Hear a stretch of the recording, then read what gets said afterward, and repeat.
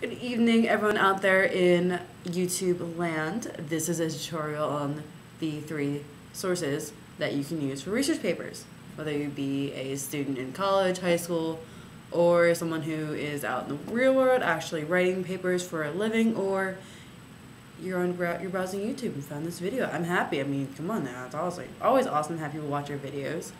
But down to actually what I'm going to talk about is primary, secondary, and tertiary sources. And 3 main sources you can use for any kind of research paper, whatever the topic, it really doesn't matter. Well, we're going to start with primary, which is pretty self-explanatory and pretty helpful with anything. You always want to use these. It's very important. Primary is any source that came from that time period, or is done on a study done on that subject. Like if you're doing a paper on history, it is any document from that time period, any clothing from that time period, whether it be 10 years ago or 100 years ago. It doesn't matter. As long as it was written during that time period, it's primary.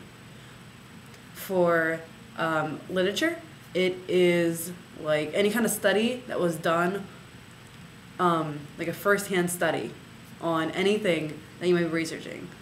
I'm not sure what you could be researching. I can't think of anything right now. But you know what I mean.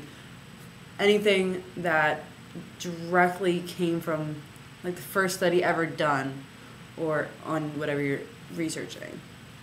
It has to be primary first. It can't be a study someone did on another study. That's another source altogether, and we'll talk about it later. It's the first study ever done on something. These are always important to use. You can find them in any library or online. You can always find legitimate sources online or in the library. 2 really good sources to use to find these sources, actually. But different video, different time. Back to sources for your paper. It's recommended you always use this kind of source because if you don't, you really have no basis for your paper. It's like, oh, I found the secondary source. Here you go. It's like, no, you need the primary. Like, okay, where did the secondary come from? What's it based off of? You gotta find that first and then move on to the secondary, which is next. Secondary sources. Secondary sources are any source that is written on the primary. So let's say you're researching some psychological disorder. Primary would be the person who originally discovered it and did the study on it.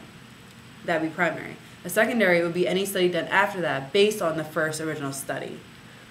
These also come in handy because you don't want to just have the person who discovered or wrote about that subject first. You have people who did studies later to back that information up, and also back up your information with whatever study you happen to be doing. As always, you want to use a variety of sources, but these 2 are the first 2 you should always look for. There's one more source I'm going to talk about tonight, is tertiary sources. They are any source that is like in a textbook or in an encyclopedia or some kind of book that basically generalizes what you're studying or what you're talking about. People use the term dumbed down, which can be used too, but that's kind of rude to say, I dumbed it down for you. Are you saying they're dumb or something? That's stupid. Come on now.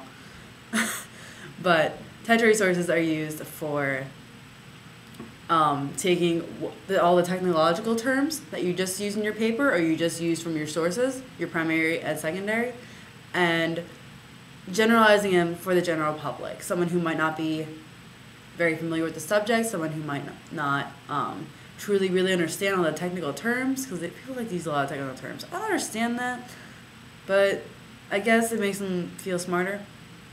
I just wish everyone would kind of generalize it for me, because I'm not a walking dictionary, and neither is anybody else, unless you're some kind of genius, and not everyone's a genius.